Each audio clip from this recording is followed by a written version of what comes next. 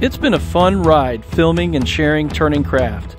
Our little web series has featured over a dozen craft breweries in 7 cities and has converted more than a few skeptics. And after returning from our road trip in New York, we didn't waste any time getting back to our mission, turning more drinkers to craft.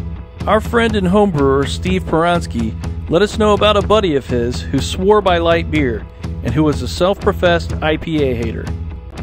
As timing would have it, one of the biggest college football games of the season was about to kick off, so we seized the opportunity and invited our next potential convert out for a day of tailgating with craft beer and homebrew in the great football and brewing town of Columbus, Ohio.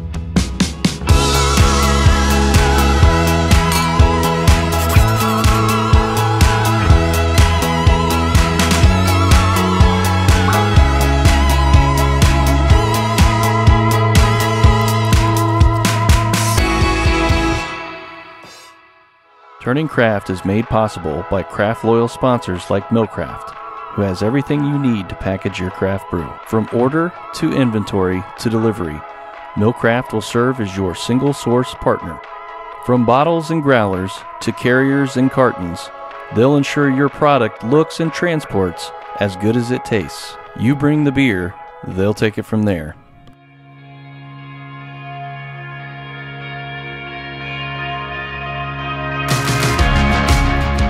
Aside from running his own trucking business, our subject, Brock, is a stand-up comic, and several of his buddies let us know that he's quick to crack a joke or two about their fancy beer selections.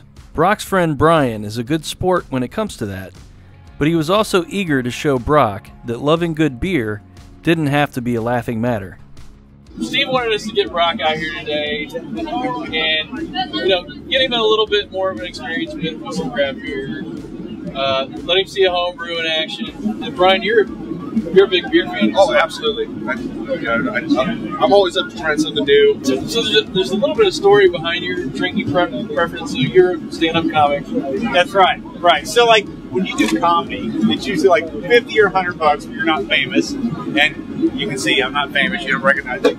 So they say, okay, $100, do comedy, and then all the light beer you want to drink. But then I try to get the IPAs and some of the stuff that those guys drink, like him and Steve, Craig, and I don't like it. We're going to let you get a look at a really good homebrew with a professional brewer being in. Okay, that's cool. We're going to pair some, what I think is some really excellent beer. My birthday! I know! It's really great food from a Columbus restaurant. It's barbecue. You like barbecue? I love barbecue. Everything goes good on barbecue. Great beer. So, Brian, you think there's a better place we could do this than at a tailgate near a college football game? This is what it's all about. Great food, great beer, great friends. This is it. In order to have the day go smoothly, we recruited 2 Central Ohio craft breweries, both known throughout the region for canning their amazing beers. What's your feelings on the Columbus beer scene? The Columbus beer scene is pretty awesome. In April 13, when we opened up, we were the 8th brewery in town. Now there are 33 breweries in town. People appreciate craft a lot. People here know what craft is and are overall doing pretty good. You know, you get to a place like the Buckeye game, I think there's still some conversion to happen, but a lot of the environment's pretty welcoming to craft. My name is Nate Cornett. Myself and my wife own the brewery, and we were the second brewery to open in the Dayton area. Although not located inside the city, Yellow Springs Brewery has made quite a name for itself in the Columbus area, thanks in large part to the massive popularity of one of their more recent productions, a hazy pale ale named Boat Show. What's the popularity of Boat Show? We're brewing it now twice a week. It's the majority of our lives now, so we're trying to figure out a way to produce more of it. How's that changed production for other beers? It's crushing other beers in the brewery, yeah. We have to, Springer, our Golden Ale is one of my favorite beers, and we can't do it right now, so it's on the shelf until spring. Anyone who's seen the show knows that one of our most effective methods relies on the power of pairing. That's why we invited Barrel and Boar, a great Columbus eatery known for their craft beer selection, out to our tailgate for the day. Football festivities are great with good beer, but they can be fantastic when paired with delicious food.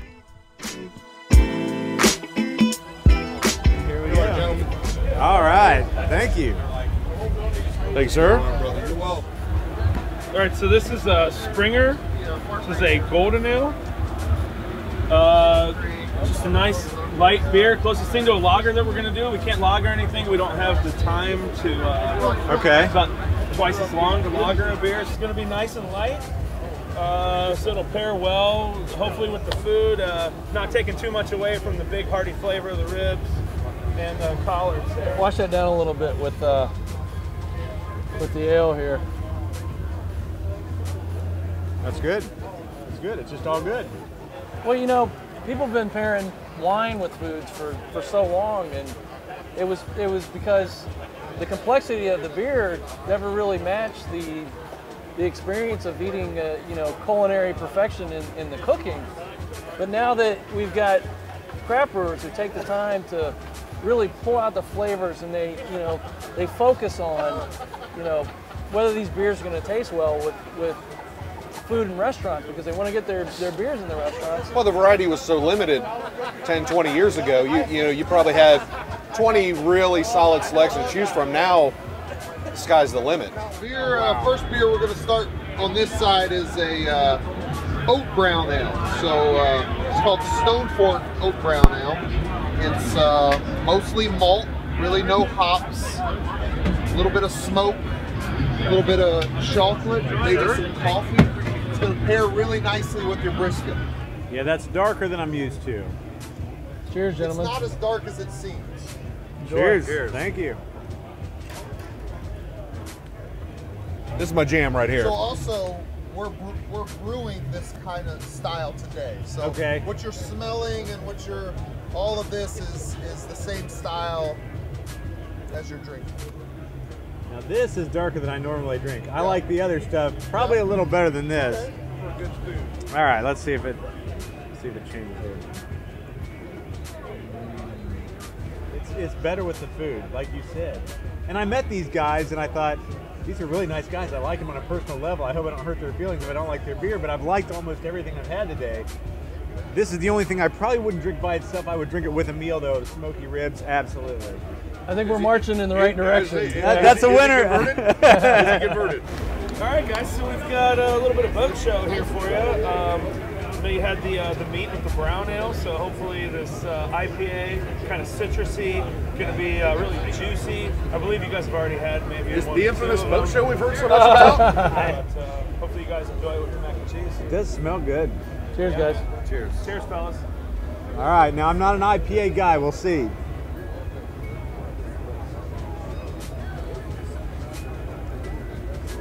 No, that's what I stole out of the cooler earlier. I like that stuff. Oh no!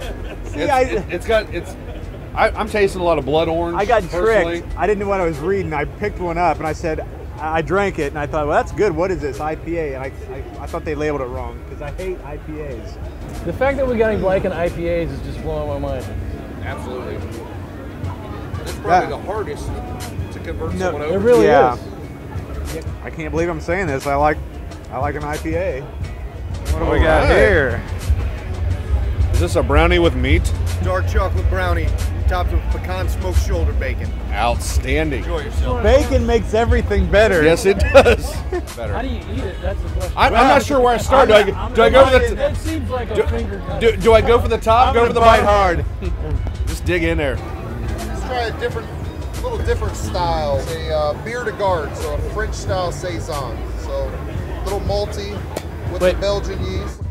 We call this a high gravity tailgate. Oh yeah. That's so good. What do you think about that, Brian? We definitely have a convert, I think. I think we're there. I'll be more open-minded from now on, I promise. Here's another 20 years of drinking beer. That's right, at least. So John, we just added some more hops in here to the boil. Correct. This is the second hop edition. The first hop edition was East Kent Goldens. This is Fuggles or Fugles, whatever people say. I never say it right. Yeah, I don't either. It's a traditional English hop. It has a low alpha acid, so it's not going to add a lot of bitterness. It's later in the boil, so it's going to give us more flavor and aroma. but not a whole lot, honestly. This is gonna, I think, be a brown ale, the way it looks. And why do we add hops twice to a brew like this? The earlier you add hops, the more bittering units you get out of it. So we put the first hop in at 60 minutes before the boil was over, and that helps the hop utilization. We get more, we extract more bitterness out of the acids that are in the hops. Because we don't have a hose where I can put a immersion chiller in here and run it through it in a pretty sanitary way, we've got this purified water that we're going to dump in here to help cool it down, to bring it down to the upper 70s. Hopefully Cool it quick. Yeah. Okay, and it's a we cold have to let day, it sit so for a while. Yeah. Okay, all right. Could be a limitation of a parking lot homebrew, but definitely a limitation of a tailgate homebrew. Right. So would you say it's always good to have a contingency plan Right. when you do something like this? Right. So that's kind of the plan. But the bonus is we're going to have more beer.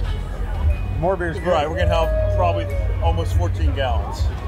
That's a good Probably thing. by the time we're done with That's it a good all. thing. So The tailgate weather, as cool as it was, proved a paradox on our day-long brew out. But after we got the wort chilled to an appropriate temp, we packed it up and took it to nearby Seventh Son Brewing Company, where we pitched our yeast, one Belgian and one German, and left our wort to ferment. So, Rocky, you have a good time today? I had a blast. I had a good time, and I'm surprised. Today, I've learned a few things paired with the right food, or just an IPA that's made the way I like it, I guess. I'm surprised. I would have given it all a thumbs down and walked away. Some of the beers we tried with the smoked meat they really tasted so much better with the meal than just by themselves. And the pork shoulder and the brownie and the beer all together. Who would have thought? Insane. I never would put pork shoulder on a brownie ever, or drink a dark beer. But when you mix them all, somehow it works.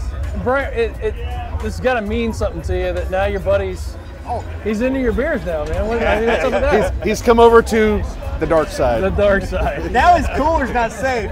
All right, cheers, you guys. Cheers. Thank you. We get the opportunity in each episode to learn something on a deeper level about the craft brewing industry. This time we got to sit down with Millcraft, a leading supplier of packaging for craft brewers. What we talked about is something every beer lover is familiar with, but who is behind that certain something gave us a better understanding about its importance.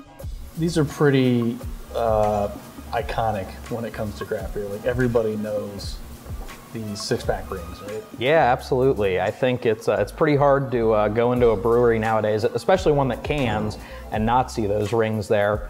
Even if it's not their main source of packaging, it seems like even some of the bigger guys will bring those things in for maybe some of the more one-off beers or things like that, as opposed to the old sea turtle killers, or that's what we call them at least. The traditional, like the belly bands or whatever they're called. And this was one of the products that immediately stuck out to us. It really had to do with who we were calling on. Some of the bigger breweries out there were using these things, and so we contacted PackTech and basically just see if we could start buying these things from them and warehousing them and then distributing them to customers as they needed them. When we had started the program, we were only doing it in skid quantities, and now we've actually gotten it down to, we sell them by the carton. So it's really been nothing but good things for everybody involved. You know, one of my favorite things about the PackTechs is that they're all different colors, and you know, all these guys at the end of the day, they're just fighting for shelf space is really what everything comes down to. So if there's anything that these guys can do that makes their product stand out on the shelf, I mean, this is the perfect product for that. I'm excited to see the economic impact numbers next year from what happened in 2016. It's insane to think about how big, you know, small beer has gotten. Yeah, and in every state. Absolutely, and you know, I just like to always keep in mind that these are small businesses, which, you know, a politician cliche is that small businesses are the backbone of the economy. Well, it's true. It really is, and to think that, you know, these places that a lot of times don't have more than, you know, 20-ish employees are making that big of an impact it's just awesome. Well, that was great. Thanks a lot, Chris. Yeah, absolutely. Brock spent a whole day with us and our brewer friends, learning about beer styles, how to homebrew beer, and that he himself was a craft beer lover. We put his palate through the ringer, so we waited a whole 2 weeks before we had him come back out to Seventh Son in Columbus to finish up the beer we brewed together on bottling day.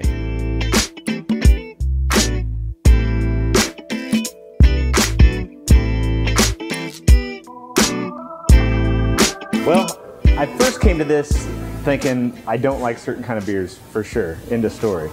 And then as I learned about it and I learned to kind of appreciate what I was tasting and then tasted some beers that I thought I wouldn't like for sure, I realized, hey, I do like some of these things. You can't just throw a label on something and just cross it off your list. If you can appreciate what's going into it and why it tastes the way it tastes, and pairing with food, that really helped. You know, just trying a beer maybe you wouldn't have without the food, then trying it with the food, that really kind of sealed the deal. And some of the best food I've ever had, by the way. So that was really cool, that part. And then seeing how everything was made, like just being educated on it, that's cool. So you sent me a text message the other day of a picture of you drinking a craft beer from Ohio. Right, which I never would have done. I had a fire in the backyard and our local store sold, you know, some loose ones. And I thought, well, let's try this, and this and give it a shot. And I was drinking it. I thought, I never would have done this 6 months ago. So I took the picture. I said, Jeremy, I think you've ruined me. Here we go. I like it. I'm in.